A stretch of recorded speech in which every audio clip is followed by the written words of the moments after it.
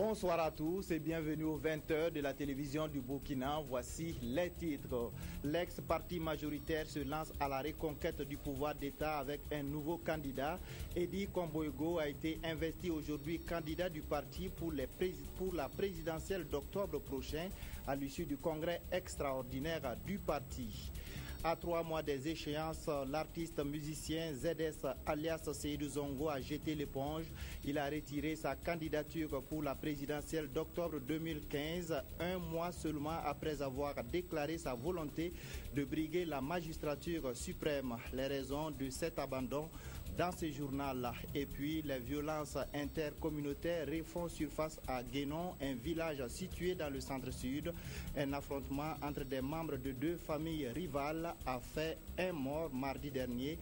S'en est suivi le saccage des boutiques des proches du présumé auteur du meurtre.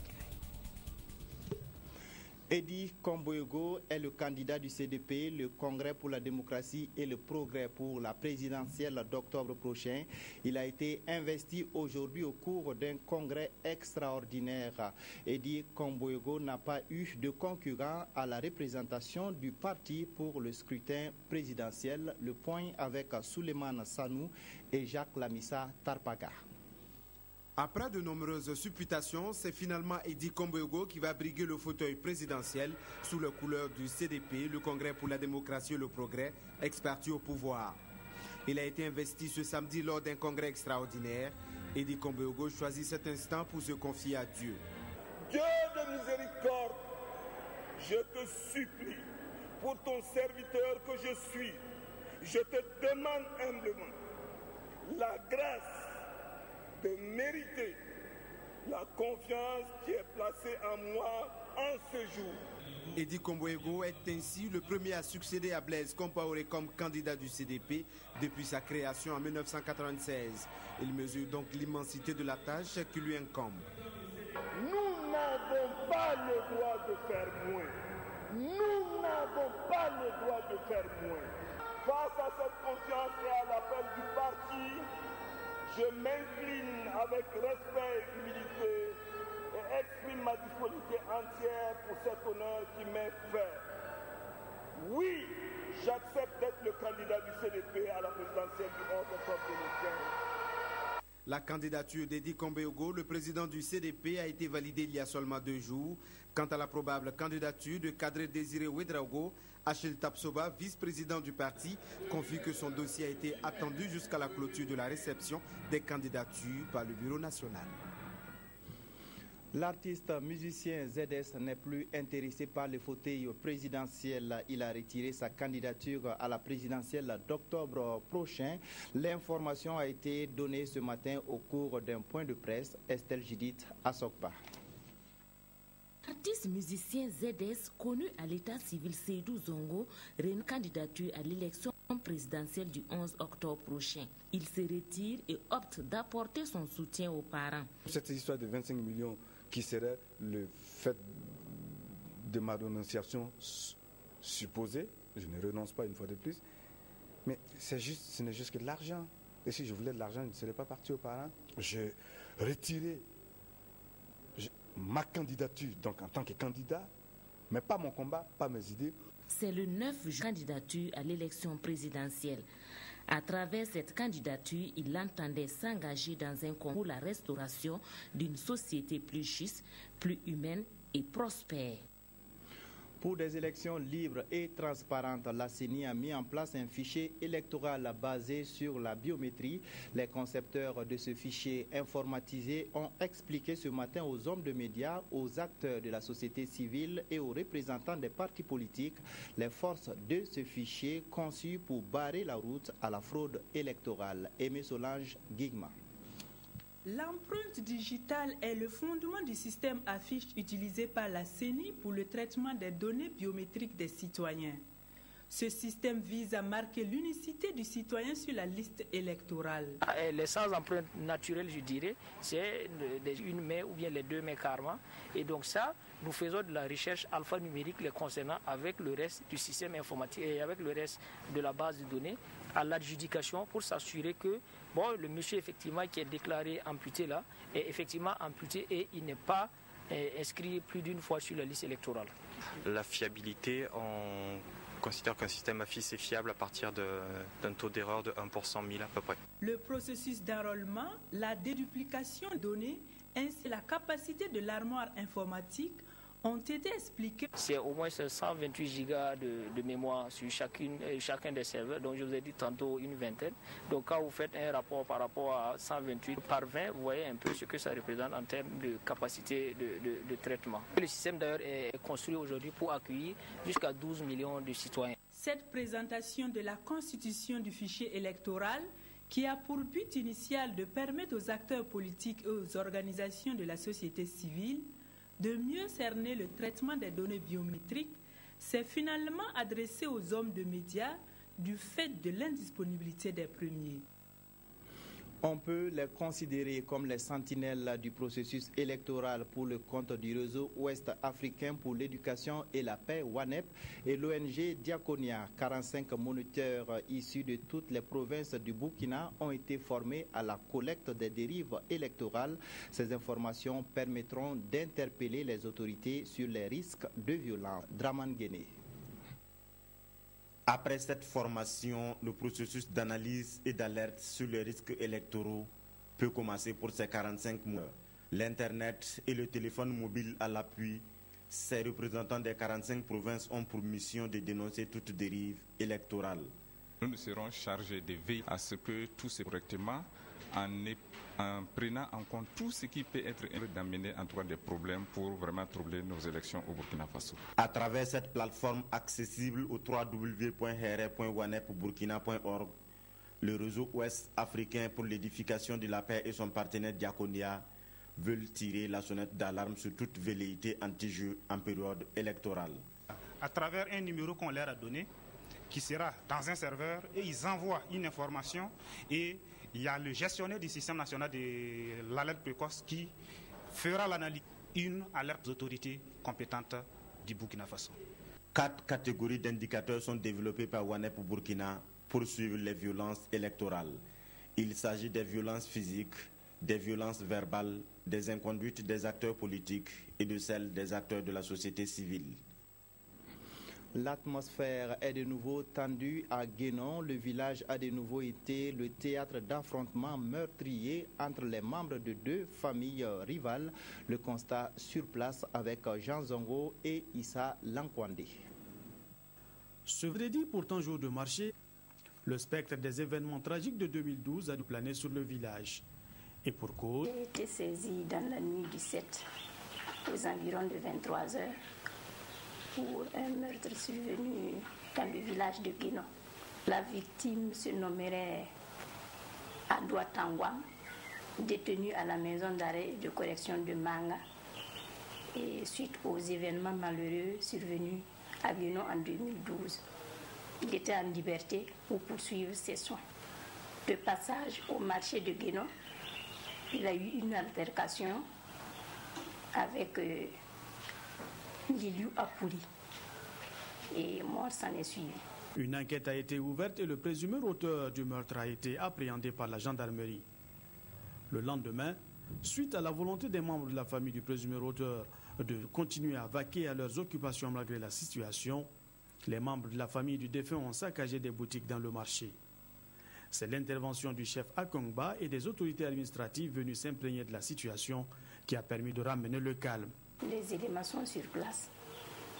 Ils sont au nombre de 60. Ils font la patrouille. Au passage de notre équipe à Guénon ce 10 juillet, l'émotion se lisait toujours sur les visages des habitants qui n'ont pas encore oublié les jours sombres de 2012.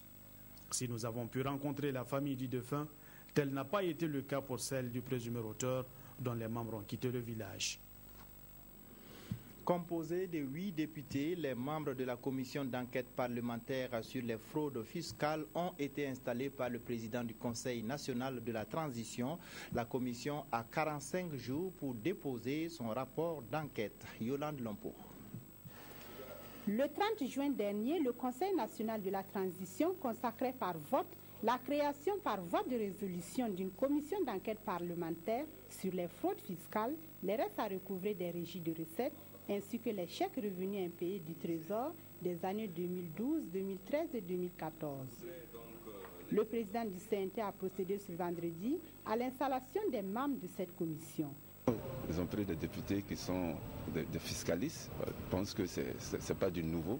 Voilà, c'est notre travail au quotidien. Voilà. Le président Chérif Sy et ses collaborateurs, tout en se prêtant aux questions des journalistes, ont porté à leur connaissance la décision qui a été prise pour la désignation des commissaires et la tâche qui les attend. Le CNT, émanation du peuple insurgé, veut corriger ce préjudice grave, estimé à plus d'1 milliard par an, et qui constitue de ce fait un véritable manque à gagner pour notre jeune économie fragile et en proie à des chaos exogènes dus à l'environnement économique mondial difficile. Les membres de la commission ont 45 jours pour déposer les conclusions de leur enquête sur le bureau du président du Conseil national de la transition. Le temps peut être court. C'est pourquoi Chérif Sy les a exhortés à un véritable travail d'équipe pour aller chercher le mal jusque dans ses racines les plus profondes. Amnesty International Burkina a lancé ce matin à Latoden dans le Passoré sa campagne dénommée Mon corps, mes droits. C'est une campagne qui vise à combattre les obstacles qui entravent le plein épanouissement des femmes en matière de santé de la reproduction. Fousseni Kindo. Elles mettent en scène leurs difficiles conditions de vie de femmes rurales. Ces dames de Latoden dans le Passoré, loin de distraire seulement le public, veulent ici attirer l'attention sur les préjugés et autres traditions qui entravent leur plein épanouissement. Un plein épanouissement rendu problématique à cause des mariages précoces et des grossesses à risque et ou encore de l'excision. En campagne, dans nos localités, il y a des grossesses non désirées que nous enregistrons. Cette année, en 2015, nous avons enregistré dans 12 établissements secondaires et une école primaire 82 cas de grossesse avec 20 abandons. Amnesty International Burkina Faso, en lançant cette campagne rurale « Mon corps, mes droits », entend mener ici un plaidoyer pour lever les obstacles en matière de santé de la reproduction au profit des femmes et des filles. Vous avez vu à travers tous ces sketchs-là que moins d'enfants on a, plus de possibilités on a de les instruire. Mais au niveau de la femme, le corps humain il est unique, mais le corps de la femme c'est pas une machine à rien que faire des enfants sans surveillance en fait. C'est de cela dont il est question en réalité. Ce 15 juillet à Ouagadougou, la campagne nationale sera lancée sous la présidence de Michel Kafando, président du Faso. Mais auparavant, depuis quelques semaines, Amnesty International Burkina Faso mène déjà des activités, notamment un plaidoyer auprès des hommes politiques et des chefs coutumiers. Le Burkina Faso ira à la 3e conférence internationale pour le financement du développement à Addis Abeba avec des propositions concrètes. Ces propositions qui mettent l'accent sur la mobilisation interne des ressources ont été présentées à la presse ce matin. Gérard Sanda et Eleonore Ouedraogo. L'accord d'Addis Abeba sur le financement du développement va mettre l'accent sur la mobilisation des ressources internes. Un aspect que le Burkina Faso s'attelle à combler avec des axes stratégiques pour permettre au pays des hommes intègres de revisiter sa vision de la coopération au développement pour être en phase avec l'accord d'Addis Abeba à l'occasion de la 3e conférence internationale sur le financement du développement. On va mettre l'accent sur le commerce, mettre l'accent sur, bien sûr, un certain nombre de thématiques. La coopération sociale, comme il l'a dit, la coopération territoriale, qui sont des mécanismes qui existaient, mais qui n'étaient pas véritablement valorisés. C'est un accord qui sera sur la table d'un sommet en septembre prochain de l'Organisation des Nations Unies, chargé d'adopter un programme ambitieux et transformateur du développement durable, notamment les objectifs de développement durable, ODD, avec pour base les objectifs du millénaire pour le développement à échéance. Les ODD sont encore plus ambitieux que les OMD. Ils sont plus ambitieux que les OMD parce qu'ils sont déjà au nombre de 17 et on y trouve des thématiques qui avaient été prises en compte au niveau des OMD.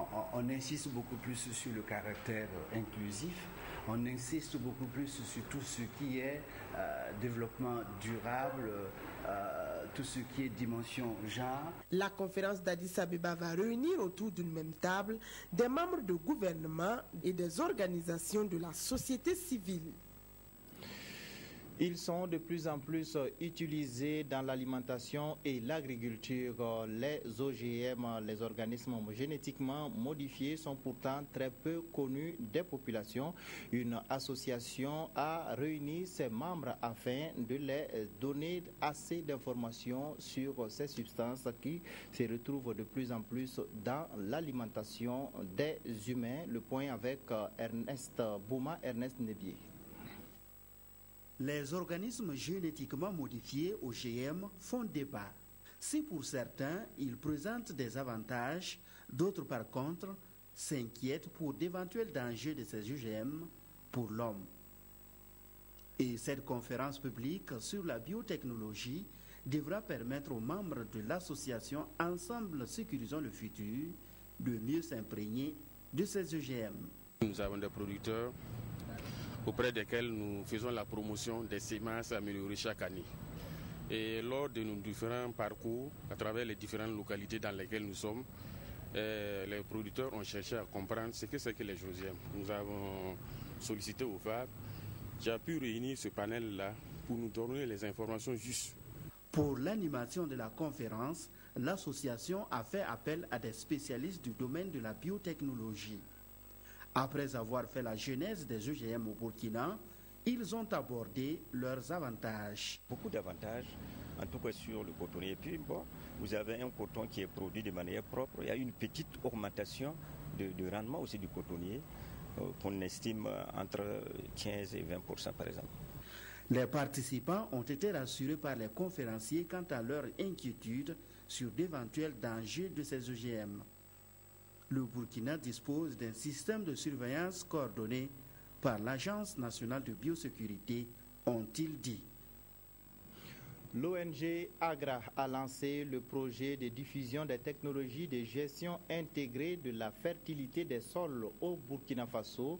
L'objectif est de lutter contre la faim et d'accroître les revenus des petits producteurs. Le projet d'une durée de 3 ans sera exécuté dans le San Matenga et la Nyanya. Le point avec Alidou Badini, Mounira Kéré et Draman Guéné. Cette rencontre marque le lancement du projet SISFEM ou diffusion à grande échelle des technologies de gestion intégrée de la fertilité des sols au Burkina. C'est un projet financé par AGRA, Growing Africa's Agriculture, qui entend promouvoir l'agriculture au Burkina et lutter ainsi contre la pauvreté. Les petits producteurs constituent le centre de notre intervention.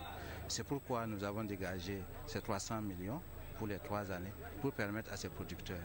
Je voudrais également ajouter que le Burkina Faso a été également élu comme pays prioritaire. Et pour notre plan quinquennal 2016-2020, à ce titre, le Burkina va bénéficier d'investissements structurants dans le domaine de l'agriculture.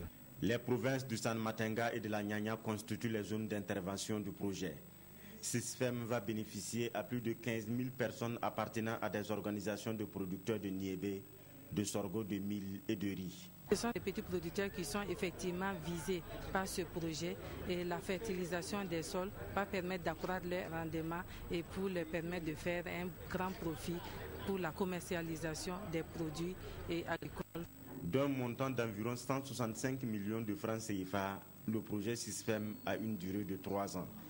Sa mise en œuvre est du ressort de Grad Consulting Group. La première session ordinaire du Conseil national de la statistique a débuté ce 10 juillet. À l'ordre du jour, l'adoption du rapport statistique national 2014 et du rapport diagnostic du système statistique national. Hervé Kabouré. L'objectif principal de cette première session ordinaire de l'année 2015 du Conseil national de la statistique est l'examen et l'adoption du rapport statistique national de l'année 2014 ainsi que du projet de rapport diagnostic du système statistique national, ce qui va permettre une réorientation des politiques générales de développement. L'intérêt de ces statistiques, c'est permettre la disponibilité d'informations nécessaires pour l'évaluation des indicateurs de suivi de la SCAD.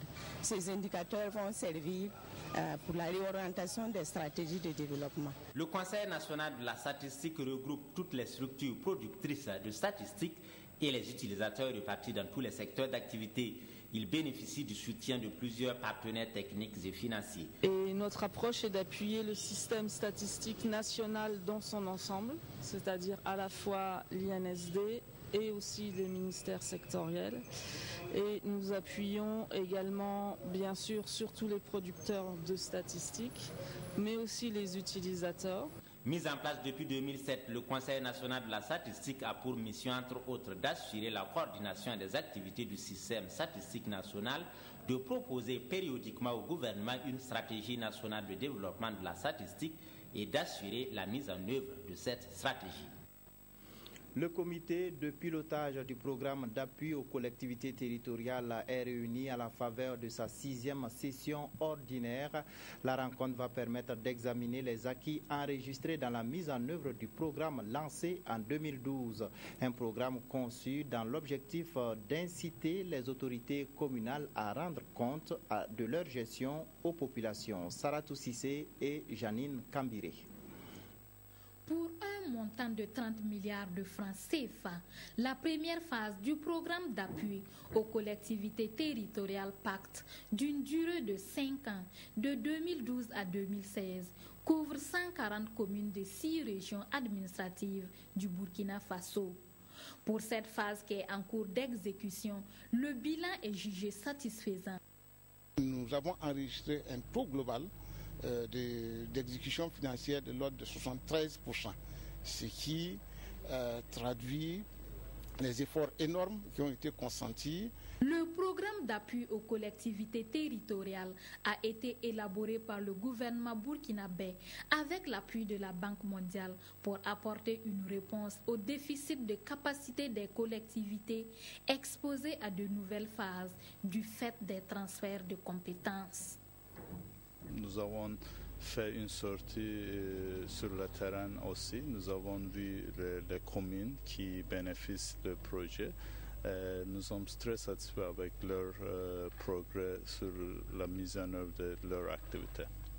Après la tenue de la 6e session ordinaire du comité de pilotage du pacte, le cap sera mis sur les négociations entre le gouvernement et les bailleurs de fonds en vue du financement de la 2e phase du programme à compter de 2017.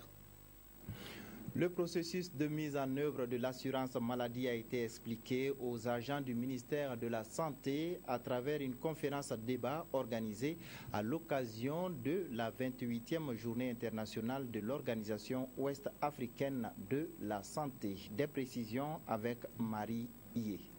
Impliquer les structures syndicales dans le processus de mise en œuvre de l'assurance maladie universelle, c'est l'objectif de cette conférence, entrant dans le cadre de la commémoration de la 28e journée internationale de l'Organisation ouest-africaine de la santé, OAS.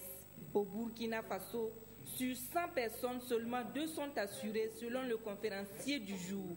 Alors, le ministère entend impliquer les agents de santé dans la sensibilisation de la population.